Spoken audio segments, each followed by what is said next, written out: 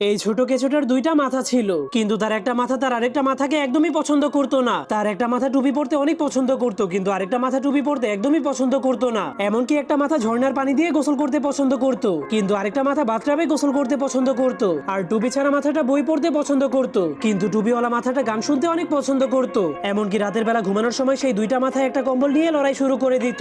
এরপর একদিন টুপি ছাড়া মাথাটা আপেল খাওয়ার জন্য একটা আপেল গাছে উঠতে শুরু করে দেয়, যার কারণে সেই টুপিওয়ালা মাথাটা অনেক ব্যথা পাচ্ছিল। এরপর সে একটা আপেলের উপরে বসে বসে সেই আপেলটাকে গাছ থেকে পাড়ার জন্য কাটতে শুরু করে দেয়, কিন্তু তখনই টুপিওয়ালা মাথাটা তাকে টান মেরে গাছ থেকে নিচে ফেলে দেয়, যার কারণে হঠাৎ করে সেই আপেলটা টুপি ছাড়া মাথাটার উপরে পড়ে যায়। এজন্য সেই মাথাটা অজ্ঞান হয়ে যায়। কিন্তু তার জ্ঞান ফেরার পর সে দেখতে পায় তার আপেলটা সেই টুপিওয়ালা মাথাটা খেয়ে ফেলেছে। এজন্য সে অনেক রেগে তার মাথা টুপিটাকে চাবিয়ে নষ্ট করে ফেলে দেয়। এজন্য তাদের দুইজনের মধ্যে ভয়ঙ্কর একটা ঝগড়া শুরু হয়ে যায়। এরপর তারা একজন আরেকজনকে টানতে শুরু করে দিলে দুইজন দুইজন থেকে আলাদা হয়ে যায়, যা দেখার পর তারা দুইজনই অনেক খুশি হয়ে যায়, কারণ এখন তারা নিজেদের ইচ্ছা মতো যে কোনো কিছুই